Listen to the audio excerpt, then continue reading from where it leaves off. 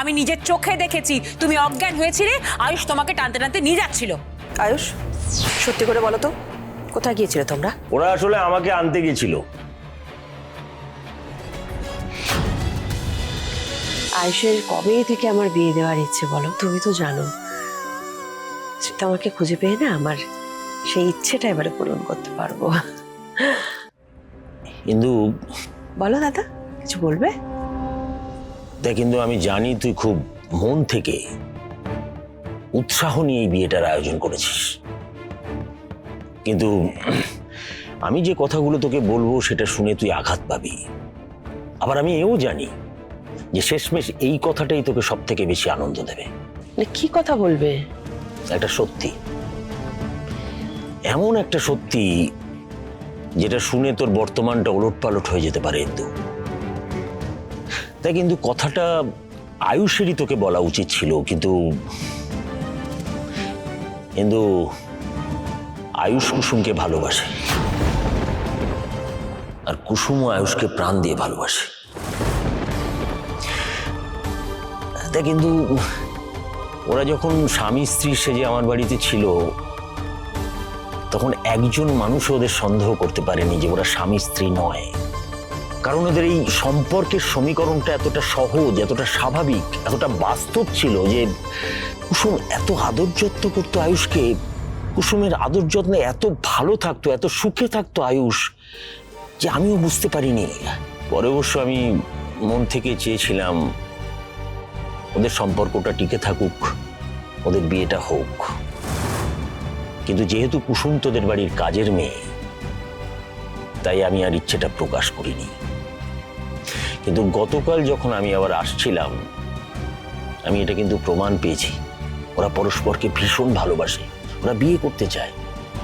তাই দেখ, আমার মনে হয় ওদের পাশে থেকে আমাদের এই সম্পূর্ণভাবে ওদের সহযোগিতা করা উচিত, ওদের বিয়েটা দেওয়া উচিত।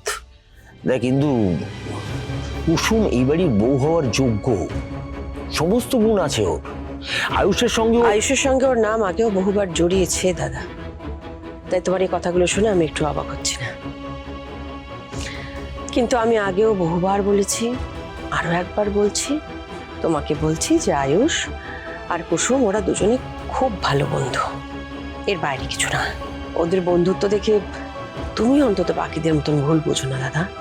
না ইন্দু, না, এ বিষয়ে আমার কোনো ভুল হয়নি ইন্দু, কারণ এটা আমার মন গড়া কথা নয়। আয়ুষ আর কুসুম নিজে মুখে আমাকে কথাটা বলেছে, আর আমি কথা দিয়েছি এ বিষয়ে তোর সঙ্গে কথা বলবো আমি। কি বললে তুমি? আয়ুষ আর কুসুম ওরা নিজেরা বলেছে তোমাকে? হ্যাঁ। পূজা, আয়ুষ আর কুসুমকে ডেকে নিয়ে এসো এখনই।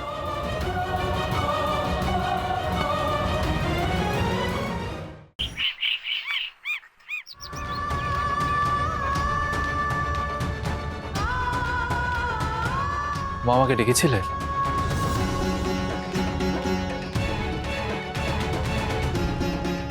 মাকে এত অস্থির দেখাচ্ছে কেন?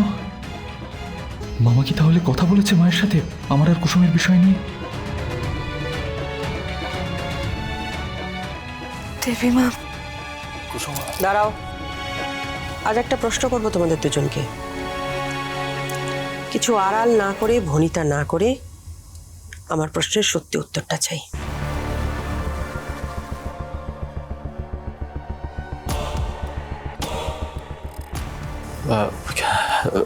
কি প্রশ্ন মা?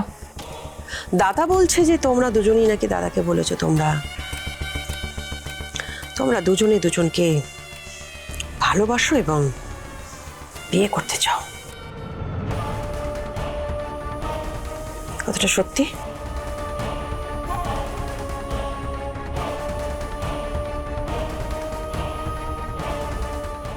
এইবারে বুঝবে, আচ্ছা করে তোলাই দেবে দিদি। এতদিন শুধু আমাকে ঘোল খাওয়ানো, দুজনে মিলে কনস্ট্যান্ট ঘোল খাইয়ে গেছে আমাকে।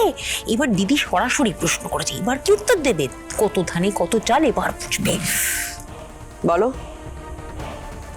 এটা সত্যি কিনা বলো আয়ুষ। যদিও আমি জানি এটা সত্যি হতে পারে না, তোমাদের সীমা লঙ্ঘন করে তোমরা এ কথা বলতে পারো না কেউই, কিন্তু তাও প্রশ্নের উত্তর চাই আমার।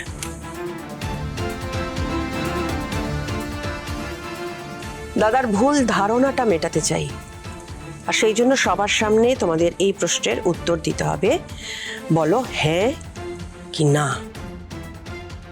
কুসুম, তোমার দেবীমাকে নিশ্চয়ই তুমি মিথ্যে বলবে না?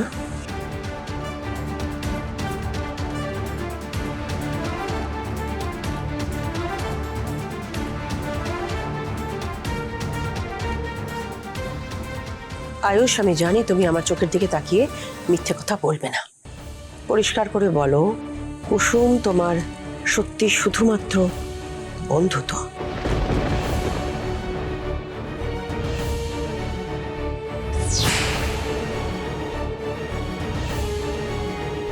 ইন্দ্রাণী, আমি বরং ওদের সঙ্গে কথা বলছি। না রাজ, আজ সব কথা আমি বলবো, তুমি না। যা শোনার ওদের কাছ থেকে শুনবো। বলো আয়ুষ, কুসুম যবে থেকে এ বাড়িতে এসছে তবে থেকে তোমাদের দুজনের সম্পর্ক নিয়ে যে যা প্রশ্নই করুক না কেন, আমি কিন্তু তোমাদের পাশে দাঁড়িয়েছি এবং উত্তরও দিয়েছি।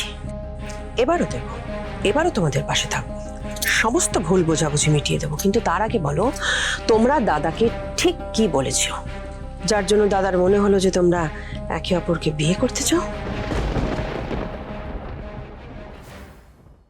আর কতক্ষণ অপেক্ষা করবো আয়ুষ? পরিষ্কার করে বলতে পারছো না? তুমি কি সত্যি কুসুমকে ভালোবাসো? আমি বুঝতে পারছি না আয়ুষ, একটা না বলতে এত সময় লাগছে কেন তোমার? কুসুম, তুমি তো জানো যে আয়ুষের সঙ্গে তোমার নাম জড়ালে ক্ষতিটা তোমার। কারণ কোনো ছেলে আর মেয়ের সম্পর্ক নিয়ে যখন কোনো বদনাম রটে, তখন বদনামটা কিন্তু শুধু মেয়েদেরই হয়, জানো তো সেটা? সেই জন্য তোমার সম্মান রক্ষা করার জন্য তোমাদের এই সম্পর্ক নিয়ে যা মিথ্যে, যা গুজব, যা রটনা, সব বন্ধ করার চেষ্টা করব। কুসুম, তোমাকে আমি নিজের মেয়ে বলি, শুধু বলি না, নিজের মেয়ের মতন ভাবিও। আয়ুষকে যতটা বিশ্বাস করি, তোমাকেও ঠিক ততটাই বিশ্বাস করি। কাজে তুমি বলো তো আমাকে, তুমি কি কোনোভাবে আয়ুষকে ভালোবেসে ফেলেছো? তোমার কোনো ভয় নেই মা, আমি ইন্দ্রাণীর সঙ্গে কথা বলেছি, তুমি নির্দ্বিধায় সত্যিটা বলো। কি সত্যি কুসুম? আমার দিকে তাকিয়ে বলো, কি সত্যি? হ্যাঁ দেবীমা,